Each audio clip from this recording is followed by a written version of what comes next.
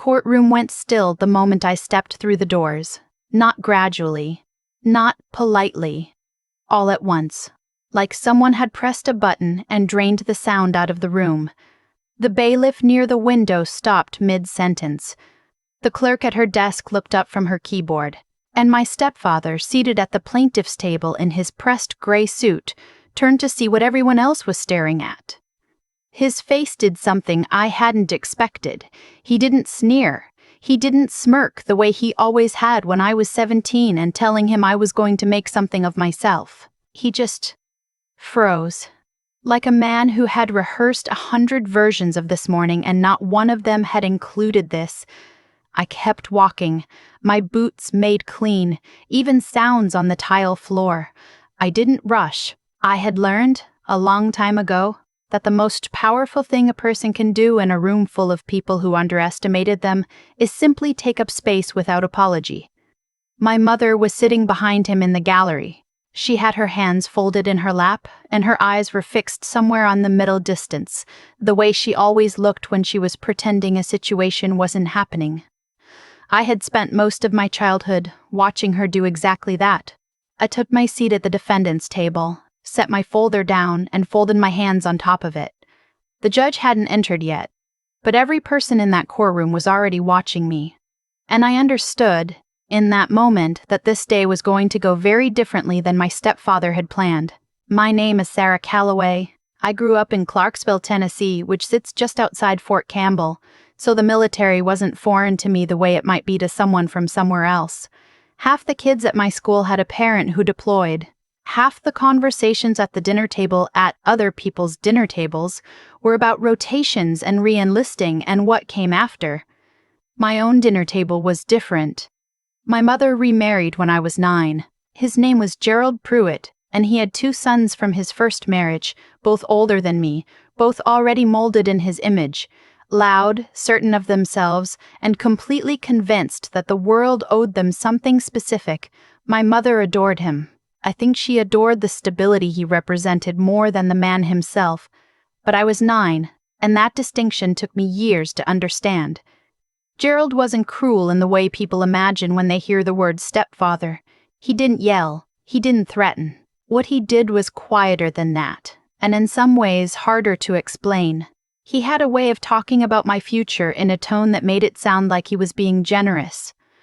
"Realistically, Sarah," he would say when I told him I wanted to go to college out of state. "Realistically, Sarah," when I said I was thinking about law school. "Realistically, Sarah," that phrase became the soundtrack of my adolescence. It was always delivered with a small, patient smile, like he was doing me a favor by lowering my expectations before life could do it for me. My mother never disagreed with him. Not once. Not in front of me. The one person who never said realistically to me was my grandfather on my mother's side. His name was Thomas Calloway, and he had served 22 years in the Army before retiring and buying a small property outside of town. 11 acres, with a farmhouse, a workshop, and a pond that froze over in January. I spent every summer there from the time I was 6 until I was 16. He taught me how to fish, how to change a tire, how to read a topographic map, and how to sit with silence long enough that it stopped feeling uncomfortable. He also told me, every single summer, that I was the sharpest person he had ever known, and that I should never let anyone convince me to be smaller than I was. He passed away the spring of my junior year of high school. He left the property to my mother with the clear expectation, documented in a letter attached to the will, though not legally binding, that it would stay in the family and eventually come to me. Gerald had different ideas, but those took years to surface. I enlisted in the Army the summer after I graduated high school. Not because I didn't have other options. I had been accepted to 2 universities, but because I had grown up watching soldiers and I wanted to know what I was made of before I decided what to do with the rest of my life. My grandfather had always said that the military didn't make you into something you weren't, it just accelerated whoever you already were. He was right. I did my initial training at Fort Jackson. I was 20 years old the first time I qualified on a rifle range and shot expert. I was 21 when I applied for and was accepted to the Army's Criminal Investigation Division, which meant more schooling, more testing, more proving myself in rooms where people frequently looked at me like they were waiting for me to confirm whatever low expectation they'd walked in with. I became a special agent with the CID at 23. I worked fraud cases, then contract corruption cases tied to overseas operations. I was promoted to warrant officer, then to chief warrant officer. I was stationed in Georgia, then in Germany for 18 months, then back stateside at a posting in Virginia. By the time I was 31, I had spent the better part of a decade investigating people who thought their rank or their connections put them above accountability. I was good at my job. I had commendations and a record, and the kind of quiet professional reputation that doesn't come with fanfare, but means something to the people who matter. My mother called me maybe 4 times a year. Gerald never called at all. His sons, my stepbrothers, Brandon and Cody, I had not spoken to in years. That changed 18 months ago. My mother called me on a Tuesday evening in October. I was in the middle of reviewing case files and almost let it go to voicemail. Something made me answer. She told me, in the carefully vague way she told me most things, that there had been some decisions made about her father's property. That Gerald had suggested, and she had agreed, that holding on to 11 acres they never used didn't make financial sense. That Brandon had found a developer who was interested, that the paperwork was mostly handled. I set down my pen. I asked her to say that again. She repeated it, adding that she was sure I would understand, and that it wasn't like I had ever shown much interest in the property anyway, and that Gerald had pointed out that the upkeep costs were adding up and really it was just sitting there. I asked if she remembered the letter my grandfather had written, the one attached to the will. She said that Gerald had spoken to a lawyer and the letter wasn't legally enforceable. She was right about that. I already knew it wasn't legally enforceable. What she seemed not to understand, what Gerald had apparently calculated very carefully, was that my grandfather had also, 2 years before he died, added my name to the deed as a co-owner of the property. Not as a beneficiary. As a co-owner. He had done it quietly during one of my last summer visits and had told me about it in the same calm voice he used for everything. "You're on the deed now," he had said, handing me a copy of the document. "That means they can't sell it without you." I had kept that document in a fireproof box for 15 years. Gerald, apparently, had not done his research. The letter from their attorney arrived 6 weeks later. It informed me that my signature was required to complete the sale, and that if I refused to cooperate, they would seek a partition action in court, a legal mechanism that can force the sale of jointly owned property when co-owners cannot agree. I called a real estate attorney in Tennessee that same afternoon. What followed was 4 months of paperwork, depositions, and the particular kind of stress that comes from being in a legal dispute with your own family.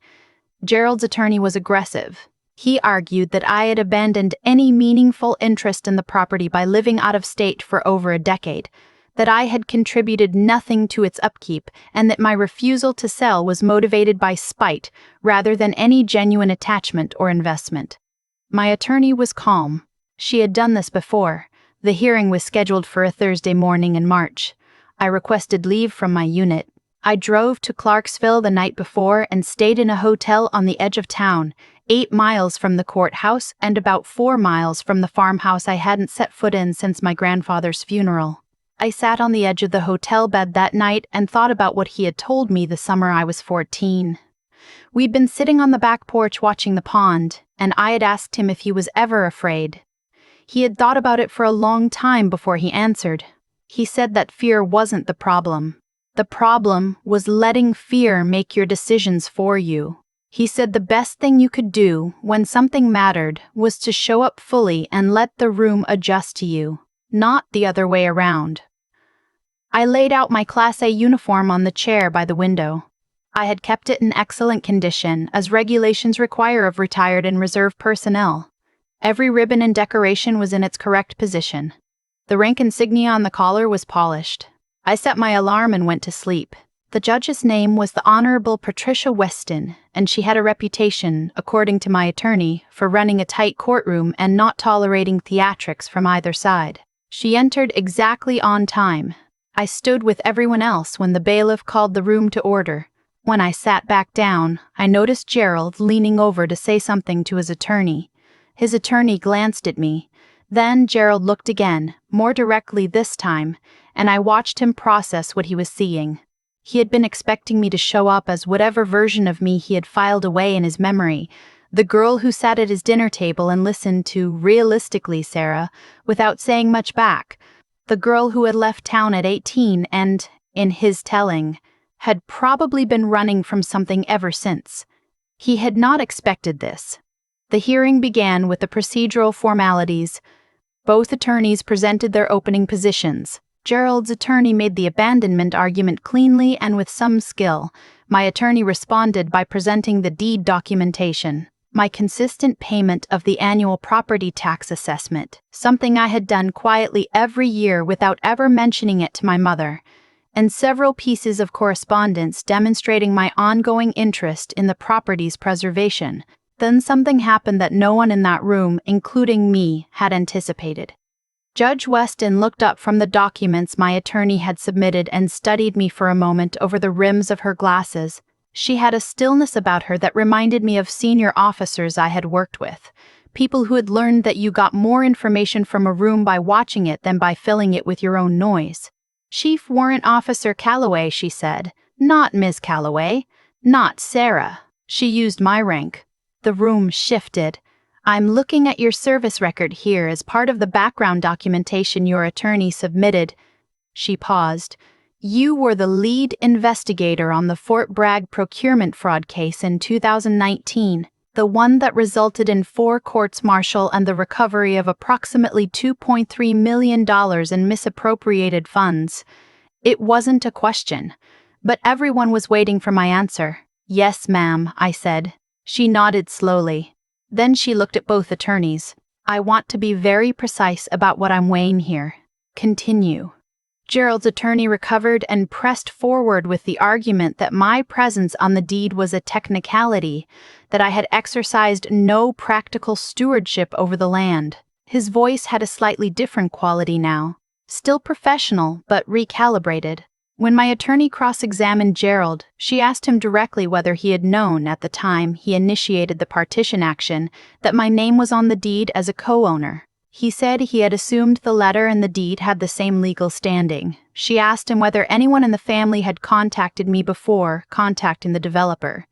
He said that my mother had informed me of the decision. She asked whether informing someone of a decision that required their consent was the same as seeking their consent.